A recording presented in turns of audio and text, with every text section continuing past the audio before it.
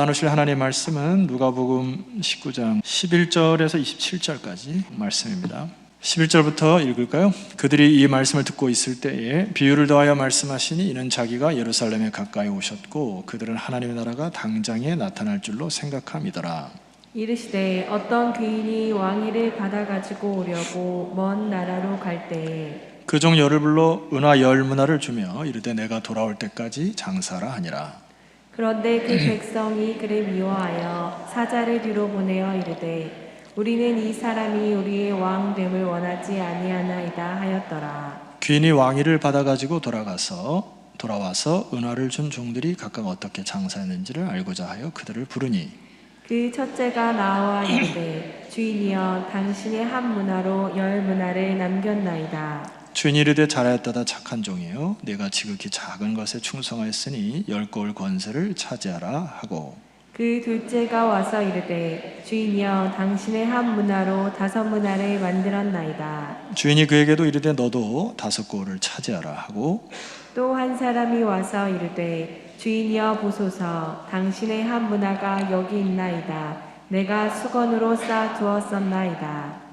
이는 당신이 엄한 사람인 것을 내가 무서워함이니라. 당신은 두지 않은 것을 취하고 심지 않은 것을 거두나이다.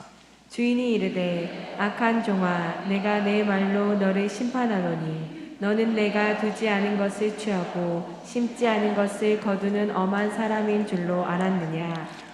그러면 어찌하여 내 돈을 은행에 맡기지 아니하였느냐. 그리하였으면 내가 와서 그 이자와 함께 그 돈을 찾았으리라 하고 곁에 섰는 자들에게 이르되 그 한 문화를 빼앗아 10문화 있는 자에게 주라 하니 그들이 이르되 주여 그에게 이미 10문화가 있나이다. 주인이 이르되 내가 너희에게 말하노니 무릇 있는 자는 받겠고 없는 자는 그 있는 것도 빼앗기리라. 다 같이요. 그리고 내가 왕됨을 원하지 아니하던 저 원수들을 이리로 끌어다가 내 앞에서 죽이라 하였느니라. 아멘. 지난주에 제가 노예 임원 수련회를 다녀와서 개인적으로는 많은 은혜와 도전이 있었고요. 멤버십이 참 중요함을 또 느꼈습니다. 제가 이제 방문한 곳은 이제 증도라고 하는 곳인데 우리나라에 수천 개의 섬이 있음에도 불구하고 이제 임원들이 생각하고 준비한 것은 왜 하필 증도냐 했을 때 거기에 계속 말씀드렸던 그 문준경 전도사님의 신앙의 발자취들 그리고 영적인 도전을 위해서 그쪽으로 갔습니다. 지도를 보시면 목포에서 좀 가까운 곳인데 증도를 중심으로 지도, 암태도, 그다음에 임자도 이런 부분의 신앙의 유적지들을 낮에는 좀 답사를 하고 가서 직접 경험하고 또 밤에 돌아와서 회의도 하고 기도하고 했던 시간들을 참 많이 가졌습니다. 제가 참 느꼈던 것 중에 한 가지는 수도권에 살다 보니까 이 빌딩 숲에서 살다 보니까 뭐 밤이고 낮이고 너무 밝아가지고 좀 힘든데 섬 지역에 가니까 굉장히 칠흑같이 어두웠습니다. 칠흑 같은 밤이라는 것이 느껴지는 것은 가로등도 없고 빌딩에 나오는 불빛이 없기 때문에 밤이 되면 아주 깜깜했어요. 근데 지나면 지날수록 제 마음속에 어떤 마음이 드냐면은 밤은 어두운데 영적인 빛은 이곳이 가장 밝은 곳이로구나 이게 느껴지더라고요. 복음의 빛이 오기 전까지는 이 증도라고 하는 섬도 예외 없이 똑같은 삶의 패턴을 갖고 있었죠. 이 섬이라든지 바닷가에 사는 사람들이 굉장히 좀 통념상으로는 억세다 이런 표현이 있고 그 다음에 이 바다에 배를 띄우고 나가기 때문에 기우제라든지 풍제라든지 이런 걸 많이 지내게 되는데 그러한 미신적인 행위가 있었던 섬이었던 것은 동일했던 거죠. 그리고 음주, 음란 이런 것들이 증도도 예외는 아니었을 것입니다. 심지어 제가 소개시켜드린 문준경 전도사님이 17살 때 결혼을 하셨는데 몇 년이 지나지 않아서 남편이 바람이 나가지고 첩을 데리고 살고 본처가 쫓겨나는 이 일생의 기구한 일생을 살았던 전도사님입니다. 그런데 주님을 만나고 나서 참 꿋꿋이 살았던 그리고 그 어두운 증도 땅에 복음의 빛이 들어가고 이 복음에 헌신한 한 사람을 인해서 복음의 빛이 밝게 비춰졌던 그 역사적인 도시에 다녀왔습니다. 꼭 한번 여러분 일평생 다 가도록 한 번은 가족들을 데리고 그 신안군 쪽으로 같이 가서 신앙의 유적지를 좀 답사하는 일들이 좀 있었으면 좋겠다. 담임으로서 추천을 드리고, 개인적으로 소망이 되고 비전이 되는 것은 우리 팀들이 뭐 거기 가서 문화유산을 보려고 하는 것도 아니었고, 뭐 증도가 뭐 소금에 유명한 곳이다 뭐 이래서 뭐 경제적인 번영을 이룬 도시를 보려고 한 것도 아니었습니다. 딱 하나 영적인 도전과 그 다음에 이 도시가 어떻게 변화했는지 그것들을 저희가 이제 생각을 했던 거죠. 소망이 되는 것은 뭐냐면은 결과적으로 모든 세상의 것은 다 사라질 것인데 교회를 중심으로 한 이 역사적인 유산만큼은 영원하다. 이게 저한테는 굉장히 소망이 되더라고요. 여러분 각 개인이 하나님 부르신 부름이고 여러분들 한 개인의 교회임을 믿으시죠? 반석교회가 주의 몸을 이루는 지체의 교회임이 되기 때문에 각자 맡은 자리에서 충성을 다하시기를 소망합니다. 그래서 그것이 역사가 되고 그것이 믿음의 유산이 돼요. 그래서 이 교회의 역사만이 하나님이 길이길이 그 고장을 빛내는 영적인 빛이기 때문에 저는 굉장히 소망이 되더라고요. 그래, 교회가 소망이로구나. 머지않아 먼 믿음의 사람들이 광명시에 있는 서울 반석교회를 방문하는 역사가 일어나기를 소망합니다. 그것이 우리의 소원이 되어야죠. 저는 오늘 설교를 통하여서 여러분의 마음가짐과 신앙의 경주의 힘이 다시금 회복되기를 소망하는데, 이 본문을 이해하기 위해서 우리가 반드시 좀 짚고 넘어가야 될 그 핵심적인 구절이 하나 있는데 그것이 11절입니다. 이 부분을 한번 읽을 때 두 부분에 줄을 좀 그시면 좋겠어요. 자, 일단 11절 함께 선포합니다. 시작. 그들이 이 말씀을 듣고 있을 때에 비유를 더하여 말씀하시니 이는 자기가 예루살렘에 그들은 하나님의 나라가 당장에 나타날 줄로 생각함이더라. 한 군데 줄을 끄셔야 될 부분이 마지막에 당장에라고 하는 부분입니다. 그러니까 예수님을 따라다녔던 사람들이 예수님이 당장에 하나님의 나라를 이룰 줄 알고 착각하고 오해를 하며 따라다녔다는 거죠. 여러분 잘 아시다시피 예수님이 정치적인 해방과 경제적인 독립을 가져다 줄 구세주 정도로 생각을 해서 이 사람들이 따라온 것이죠. 이제 그들의 오해를 풀기 위하여 한 군데 더 줄을 끄셔야 될 것은 11절 초반절에 보니까 비유를 더하여 말씀하시니 이 부분입니다. 오늘 제가 설교 제목을 삼았는데, 그러니까 그들의 오해되는 나라, 하나님의 나라에 대해서 비유를 통해서 말씀하셨다. 그러니까 문화비유, 오늘 살펴볼 문화비유는 하나님의 나라는 이런 것이다 라고 주님께서 말씀하시려고 비유를 더하여 말씀하셨다. 이것을 이해를 하셔야 됩니다. 그래서 수많은 설교가들이나 주석가들이 조금 다른 방향으로 해석을 하는데 문맥 가운데 이 본문을 해석하는 것이 가장 정확하죠. 그래서 이 문화비유는 하나님의 나라에 대한 부분이다. 이게 정확한 해석입니다. 자, 그러면 이 문화비유를 해석하기 위해서 우리는 앞의 사건과 이게 이어지는 그 흐름을 좀 아셔야 되는데, 앞의 사건이 뭐가 나오죠? 삭개오 사건이 나옵니다. 삭개오. 자, 19장 1절로 가시게 되면은 말씀을 여러분이 다 읽으세요. 시작. 여리고로 들어가 지나가시더라. 자, 여러분, 이 여리고라는 지역이 예수님이 들어가시기 전까지도 일상적인 도시에 불과한 것이죠. 여리고를 기억했던 사람은 별로 없을 겁니다. 그 여리고는 여리고, 뭐 예루살렘을 들어가는 초입의 도시 이 정도였을 거예요. 그냥 많은 사람들 속에서도 그냥 스쳐 지나가는 도시 중에 하나였을 것입니다.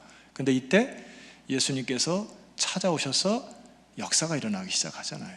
그러니까 우리는 자 2절 말씀 보면 누가 나타나죠? 자, 읽어봅시다. 삭개오라 이름하는 자가 있으니 세리장이요 또한 부자라. 자, 이 말씀을 통해서 이 여리고라는 도시도 역시 돈이 우상이 되었던 도심을 알 수가 있죠. 왜냐하면은 세리라고 하는 거는 민족의 매국노였죠. 로마의 압제 상황 속에서 유대인들의 혈세를 걷어다가 로마에게 바치는 세리들이 판을 치었던 시대. 근데 그 중에 삭개오가 세리장이었고 또 성경은 부자라 이렇게 표현하고 있어요. 그러니까 삭개오가 살았던 이 여리고라는 도시 역시도 돈이 준이 되는 군상들의 모임이 그냥 그렇게 일상적으로 살아갔던 도시였다 이렇게 표현하는 거겠죠. 근데 그곳에 주님이 찾아가서 그 도시의 흐름을 바꾸지 않습니까? 7절 말씀 내려가 보죠. 7절 8절 한번 읽어봅시다.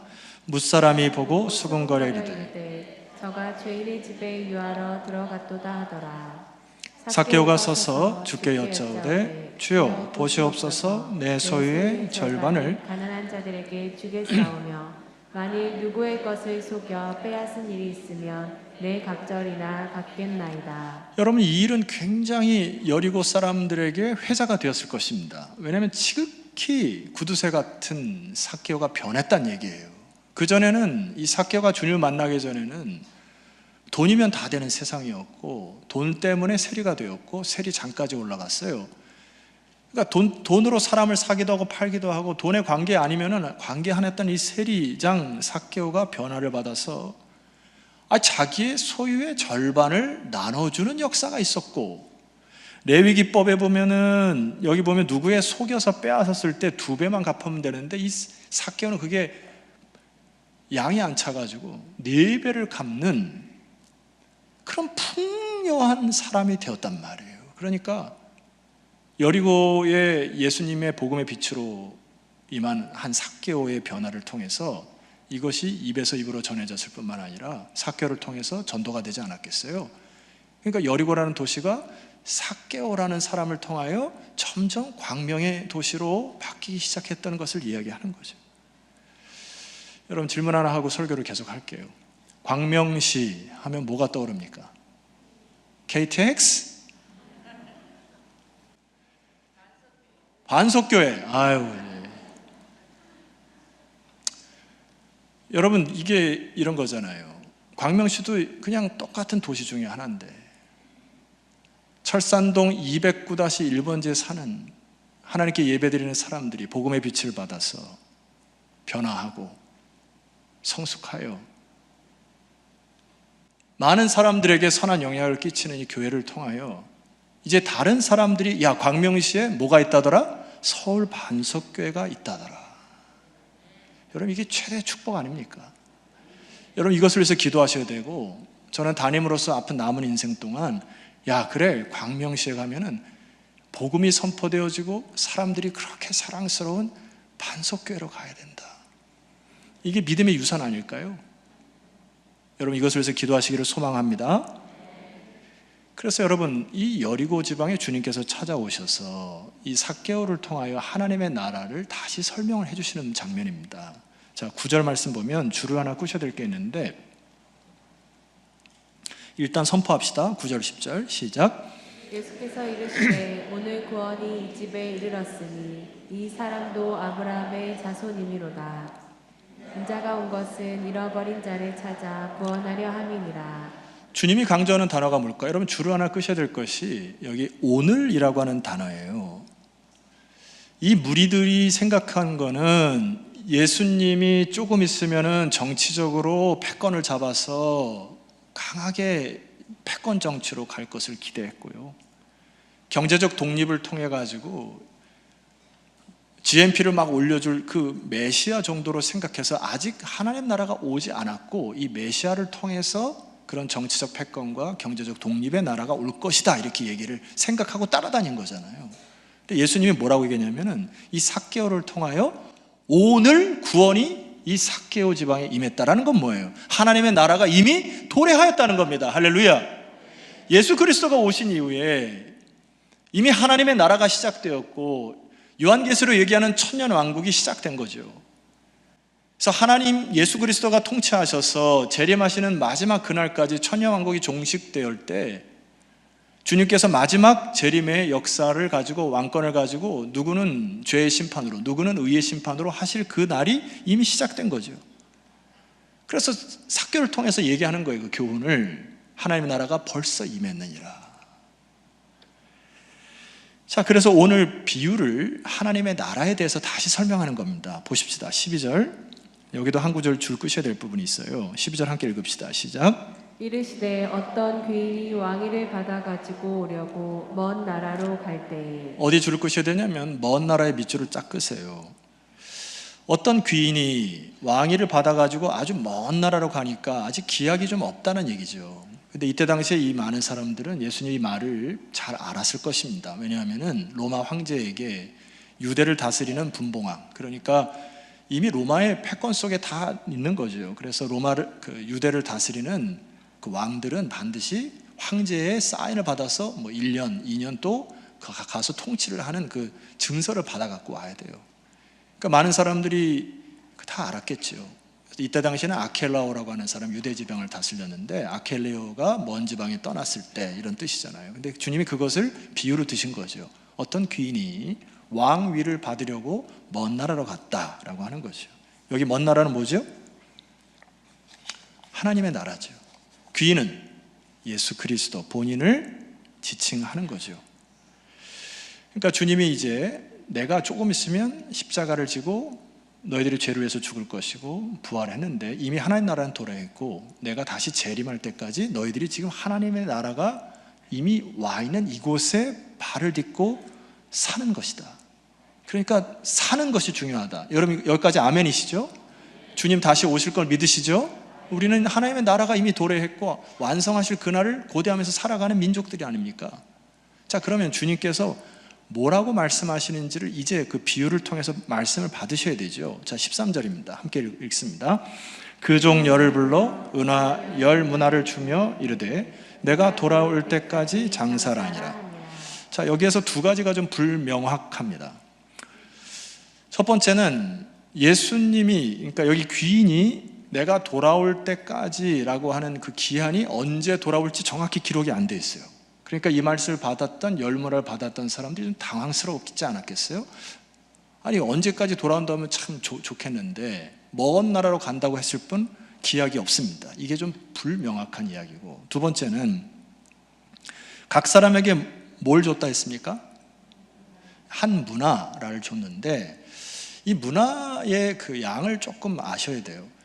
예를 들어 마태복음 25장에 달란트 아시죠? 달란트는 한 노동자가 20년 정도 일해서 그것을 다 합한 액수입니다. 굉장히 큰 액수죠. 근데 여기 문화는 노동자가 하루치 그 노동 품삯을 한 100일 정도 했을 때 벌어진 수익, 평균적으로 올해 그 따지면은 한 1,000만 원에서 1,200만 원, 1,500만 원 정도 된 수준입니다. 자, 그럼 뭐가 불투명하냐면은 장사하는 분 계시죠?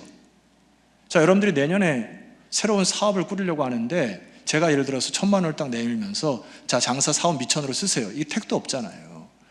그러니까 이 한 문화를 받아들인 사람이 두 번째 당한 건 뭐냐면은 이걸 가지고 어떻게 사업을 하라고 하는가, 여기에 좀 당황했을 거라는 이야기입니다. 여러분 지금 이 상태는 가만히 보면 우리 그리스도인들의 상황과 굉장히 비슷해요. 무슨 얘기냐면은 주님께서 성경의 기록에 의하면은 초대교회에 또 속히 오시겠다 말씀하셨는데 아직 안 오셨어. 그리고 주님이 언제 오실지 아는 사람 있어요? 아무도 몰라. 언제 오실지도 몰라. 기약도 없어. 이게 오시는 건가 안 오시는 건가 이게 헷갈려. 또 하나, 우리가 가지고 있는 이 한 문화는 내가 판단할 때도 저 자신을 보더라도 그냥 저 자신에 비추면은 이걸 가지고 이 내 꼬라지를 가지고 어떻게 목회를 하지? 뭐 이런 그 마음이 들 정도예요. 여러분 가지고 있는 그 재물이 뭐 얼마나 많이 쓸 게 있어요?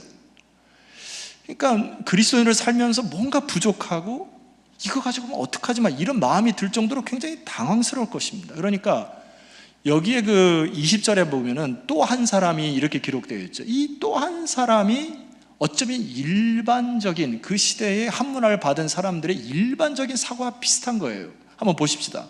20절. 또 한 사람이 와서 이르되 주인이여 보소서 당신의 한 문화가 여기 있나이다. 내가 수건으로 쌓아두어 썼나이다. 이 사람의 마음이 뭐예요?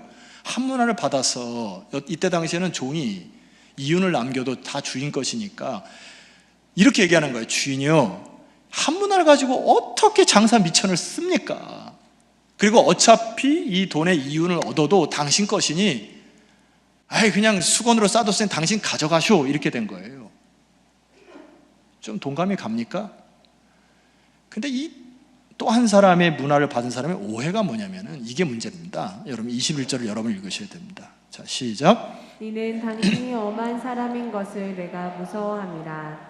당신은 두지 않은 것을 취하고 심지 않은 것을 거두나이다. 이 여기에 있는 그 또 한 사람인 문화를 받은 사람의 실수는 뭐냐면은 주인의 말에 안중이 없었다는 얘기고, 주인의 말을 신뢰하지도 않았다는 얘기고, 주인에 대한 깊은 오해와 불신으로 평생을 살아서 자기가 맡겨진 문화를 그냥 수건으로 싸서 당신 것이니 가져가시오 하는 원망의 인생을 살았다는 거예요. 근데 주님의 평가는 24절에 곁에 섰는 자들에게 이르되 그 한 문화를 빼앗아 10문화 있는 자에게 주라 하니 26절 주인이 이르되 내가 너에게 말하노니 무릇 있는 자는 받겠고 없는 자는 그 있는 것도 빼앗기리라. 결과는 어떻게 됐어요? 갖고 있는 것도 다 뺏겼단 말이에요. 오늘날 제가 가만히 현대 교회의 성도들을 보면은 자기가 갖고 있는 한 문화라고 하는 이 가치에 대해서 잘 모르는 상황 속에서 주인을 향한 말에 안중도 없고 관심도 없고 주인의 오심에 대한 확실함도 없고 신뢰도 없으므로 오로지 자기 안위만 위해서 살아가는 성도들이 많이 보입니다. 한마디로 말하면은 아무것도 하지 않은 상황 속에서 세월을 보내는 것에 대한 주님의 지적이에요. 여러분 가만히 보세요. 여러분 인생 한번 보세요. 질문합니다. 주님 사랑하십니까? 여러분 교회가 소망임을 아십니까? 그런데 왜 가만히 있으세요? 왜 꿈쩍 안 하세요? 왜 예배만 드리는 것으로 다라고 생각하세요? 주님이 답답한 게 그거잖아요. 제가 설물 몇 군데를 방문하면서 느꼈던 거 있습니다. 여러분 사람의 사는 방법은 다 비슷해요. 참 섬사람들이 부지런합니다. 아침에 제가 일찍 일어나서 산책을 하는데 이미 그때 나와서도 섬을 돌아다니면서 뭐 김을 매시는 분도 있고 뭐 배를 정리하시는 분도 있고 다 그렇디다. 누구나 다 그렇게 살아요. 어떤 사람은 부지런히 살기도 하고 그렇게 사는데 그게 뭐 중요하냐고요. 여러분 주님 아신다며.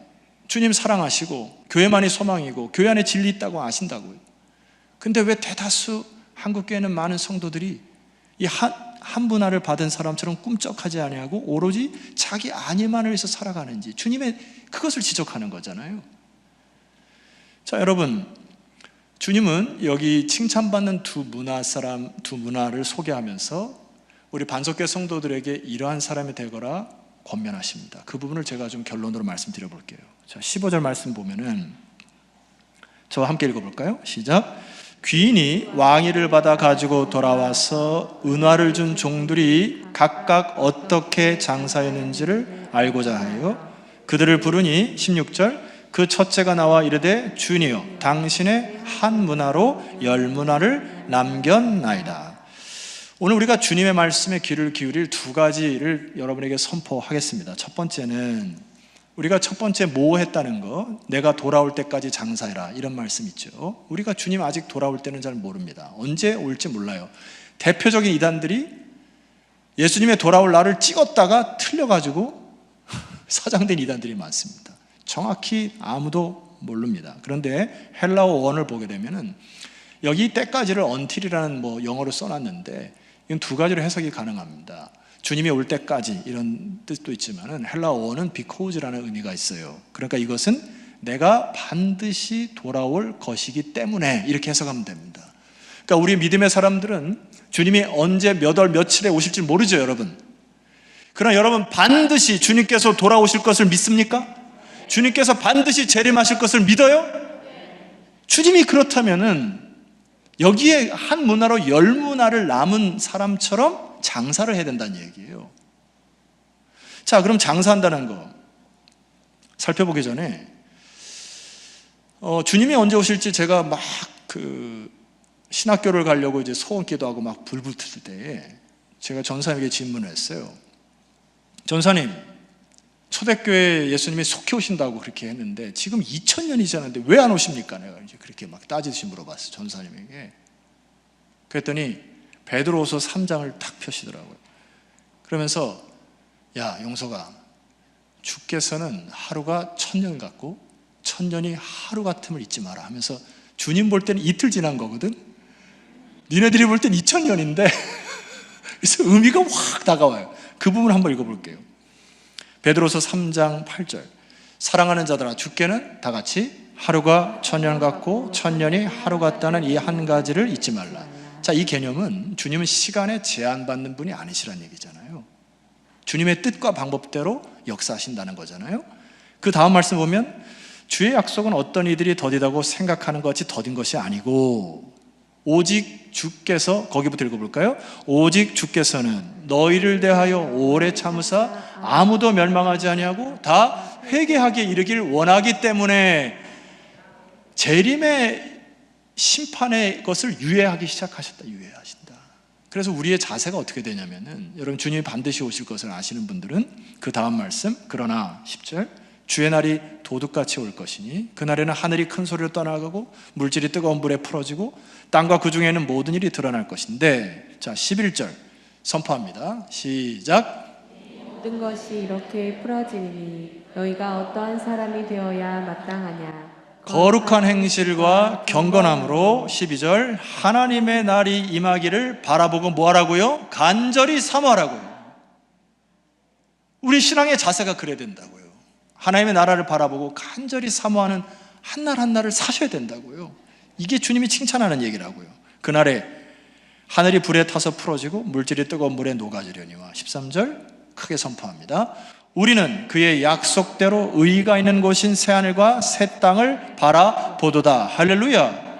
예, 주님의 약속을 신실하게 붙들고 살아가는 사람들의 특징이잖아요. 이게 두 번째, 장사라는 말이, 이것은 오늘 본문의 내용을 보면은 이윤을 남기라는 얘기가 아니에요. 주님이 너 얼마를 남겼냐고 따지고 묻지 않습니다. 헬라어 어원을 정확히 풀면은 이것은 이렇게 표현할 수 있습니다. 얼마나 많은 거래를 했는지. 그러니까 네가 볼 때 한 분할을 가지고 장사를 뭐 합니까? 주님이 당신이나 가져가시오 하고 수건에 싸서 준 것이 아니라 이것을 가지고 얼마나 거래를 했는지를 보시겠다. 얼마나 애를 썼는지를 보시겠다. 주님의 그 관점이에요. 자, 그러면 하나 질문합니다. 이 한 문화라고 하는 거를 많은 주석학자들도 해석을 하는데, 제가 따르는, 그리고 정확하게 성경에 기록된 의미는, 마이클 벤틀이라고 하는 주석에 보면은 이것을 한 문화를 이렇게 표현합니다. 화면을 보시죠. 읽어볼까요? 모든 그리스도인들에게 똑같이 주어진 것은 복음의 메시지입니다. 어둠의 자들, 잃어버린 자들에게 빛과 희망을 줄 구원의 메시지를 동일하게 받은 것입니다. 여러분에게 똑같이 주어진 것은 복음의 은혜요, 진리요, 구원이라는 거예요. 어떤 사람이 구원을 이게 뭐야? 하고 수건에 감싸서 주인에게 돌려주는 사람이 있는가 반면에, 어떤 사람은 이것을 귀하게 여겨 10문화, 5문화를 남기는 인생을 산다는 얘기잖아요. 그러니까 결과적으로는 여러분의 남은 인생을 시간과 재능과 물질을 어디에다 다 힘을 쏟아내냐면 주님의 복음을 가지고 이 복음의 은혜로 어떻게 교회를 섬기고 어떻게 다른 사람의 영혼을 위하여 살아가는가, 이것만이 주님께서 지켜보신다는 얘기잖아요. 그래서 주님의 평가가 뭐냐면 17절 말씀 보세요. 선포합니다. 주인이 이르되 잘하였다 착한 종이요 내가 지극히 작은 것에 충성하였으니 10골 권세를 차지하라 하고, 주님께서 평가가 두 가지잖아요. 첫 번째는 네가 지극히 작은 것에 충성했다. 한 문화를 받아서 네가 볼 때는 한 문화라고 얘기해서 평가 뭐 별거 아니라고 생각하지만, 그 지극히 작은 것의 명령을 받아서 충성한 것을 내가 기억한다. 그런데 아까 말씀드렸지만 이때 당시에 종이 받았던 것은 주인에게 다 돌려줘야 된다는 얘기잖아요. 그러니까 종이 어떤 그 삭슬, 이윤을 기대하지 않았을 것입니다. 그런데 주님이 뭐라고 얘기하시냐면은 10골 권세를 차지하라 하고 예상치 못했던 놀라운 선물을 주시는 거거든요. 오늘 우리가 인생을 살아갈 때 주님께 지극히 작은 것에 충성하여 이것을 사모하셔야 되거든요. 하나님께서 분명히 이것을 허락하신다 약속하셨습니다. 무슨 얘기냐면은, 제가 이 말씀 드리고 이제 설교의 결론을 맺고자 합니다.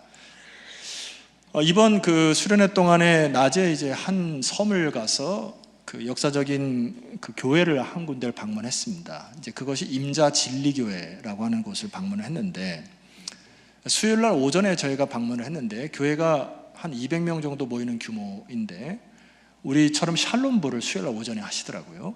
샬롬 어르신들이 이제 밥 주신다고 하니까 이제 막 모이셔가지고 같이 이제 기도하고 밥도 먹고 막 이런 너무나 활기찬 교회였어요.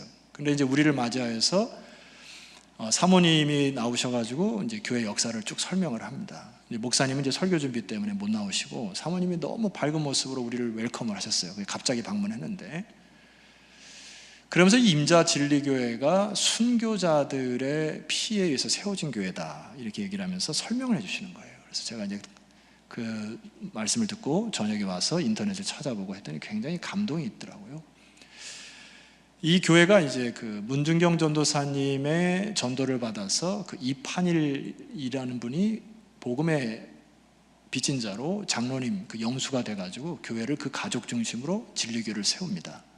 근데 이제 6.25 동란이 나가지고 1950년 10월 5일에 예수를 믿는다는 이유로 교회에서 예배를 드리는 사람들을 싹 잡아다가 백산 솔밭이라는 것에 다 모여가지고 거기서 총살과 죽창으로 다 찔러 죽여요. 좌익들이. 그래서 사진을 보시면은 제가 이제 사진 하나밖에 없어가지고 목사님 쪽 어디 가다 보면 3km에 떨어진 곳에 기념비가 있습니다. 그래서 참 오래된 사진가 저기인데 사진을 찍은 겁니다. 저기 보면 여러분 왼쪽에 보면은 솔나무 있고 옆 앞에 그 대파밭이거든요. 저희 자리에서 48인이 순교를 한 겁니다. 그리고 그 패를 가만히 보니까 딱 4글자가 써 있어요. 용서하라 이렇게 써 있습니다. 그러니까 이제 6.25가 이제 끝날 무렵에 이제 가족들이 다 죽고 그의 아들 이인재라는 아들이 살아남습니다. 그래서 때가 이제 역전이 돼가지고 이제는 그 좌익 세력을 처단할 시기가 온 거죠. 그러니까 그때 당시에 이판일 장로님이 거기에 영수였기 때문에 이인재라는 아들에게 패권이 이제 모든 주권이 주어진 거예요. 그러니까 그때 당시에 저들을 찔러 죽였던 자를 다시 복수하는 칼이 이인재에게 딱 주어진 겁니다. 이때 기도 중에 음성을 하나 들어요. 아버지의 음성이 이런 음성입니다. 아들아, 내가 그들을 용서했다. 너도 용서해라. 원수를 사랑으로 갚거라. 이 기도 중에 이 말씀을 듣고 이 아들이 성령에 의지하여 용서를 합니다. 이렇게 얘기해요. 당신들이 죽인 아버지가 당신들을 용서했으니 나도 당신들을 용서합니다. 이것은 오로지 하나님의 사랑 때문입니다. 하고 그들을 죽이지 않습니다. 나중에 이인재라는 분이 목사님이 되어서 그 교회를 심호하고 자기를 죽인 원수들의 자녀들을 결혼을 주례까지 하고 가정을 세워주는 용서의 사랑으로 이 교회가 세워져서 지금 임자진리교회 그 성도들이 참 우리 교회 한 성도님 제가 어제 만났는데 자기가 임자도 그 진리교회 출신이라고 그러시더라고요. 굉장한 자부심이 있으시더라고요. 놀랍지 않습니까? 한 작은 부분이 용서하는 그 용서의 섬김과 충성이 수십 년이 지난 믿음의 후예들이 그 현장에 찾아가서 믿음의 도전을 받고 다시 마음을 가다듬게 되고 영적인 그 권세를 다시 회복하는 이 놀라운 힘을 받게 되더라고요. 우리가 현실을 살아가면서 말입니다. 똑같은 삶을 살아가잖아요. 아침에 일어나면 눈 뜨고 밥 먹고 뭐 돈 벌고 그렇게 살아가는데 뭐에 힘을 써야 되냐고요. 여러분에게 받은 이 문화를 지극히 작은 것에 충성할 때 나도 모르는 그 영적 권세들이 주어져서 여러분들이 죽고 난 이후에 그리고 여러분들이 우리 세대가 다 간 이후에 우리 이 반석교회가 말입니다. 수많은 사람들이 입에 회자돼. 야, 그때 그 사람들의 하나님께 충성했던 그 모습.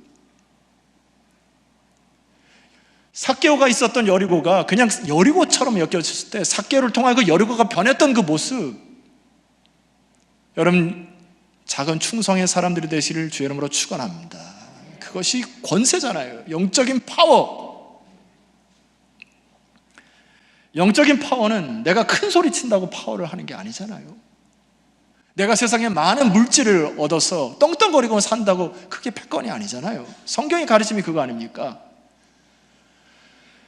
제가 섬을 이제 팀하고 돌면서 저는 사실 뭐 사진을 찍는 것도 안 좋아하고 찍힘을 당하는 것도 별로 안 좋아하는 사람입니다.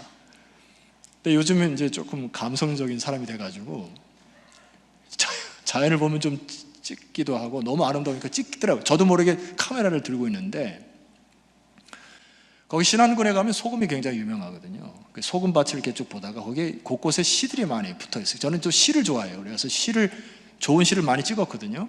그 중에 하나만 여러분이 소개시켜 드리려고 하는데 허락이요? 허락 안 하면 안 돼요. 끝내야 돼 이거 하고. 유시화라고 하는 시인의 소금이라는 시입니다. 소금이 바다의 상처라는 걸 아는 사람은 많지 않다. 소금이 바다의 아픔이라는 걸 아는 사람은 많지 않다. 세상의 모든 식탁 위에서 흰눈처럼 소금이 떨어져 내릴 때 그것이 바다의 눈물이라는 걸 아는 사람은 많지 않다. 마지막 한번 같이 읽어볼까요? 시작. 세상 모든 것이 맛을 낸다는 것을. 여러분, 소금 없으면 우리가 밥맛이 없죠. 이 세상도 주님이 저와 여러분을 뭐라고 얘기했냐면 소금과 빛이라 얘기하셨단 말이에요. 여기에 소금의 눈물이 있고 소금의 상처가 있고 아픔이 있을 때 우리는 아프고 괴롭지만은 그것이 맛을 낸다는 얘기잖아요. 지극히 작은 것에 충성하는 거 어렵습니다. 어떻게 나의 아버지를 죽인 사람을 용서할 수 있겠어요? 그러나 그 순간 하나님께 무릎 꿇어 아버지의 힘을 가지고 용서하는 충성이 10거울, 5거울의 권세로 임자 진리교회를 중심으로 신앙의 후예들이 퍼지잖아요. 반석교회 성도 여러분, 지극히 작은 것에 충성하는 저 여러분 되기를 소망합니다. 그래서 하나님께서 이 교회를 통하여 10거울의 권세, 이거는 다스리는 권세 아니에요. 하나님의 영으로 다스리는 권세, 지경이 넓어지는 역사가 우리 반석교회 회복되기를 소망합니다. 자리에서 일어납시다. 아멘 하셨어요? 주님 다시 올 때까지 지극히 작은 것에 충성하다 주의 품에 안기는 축복의 사람들이 되시기를 소망합니다. 여러분 모두에게 복음의 큰 은혜가 주어졌음을 믿습니까? 주님 다시 오실 때까지 지극히 작은 것에 충성하여 권세를 회복하는 인생, 그런 교회 되도록 우리 함께 잠시 기도의 결단으로 나아가도록 하겠습니다. 기도하겠습니다.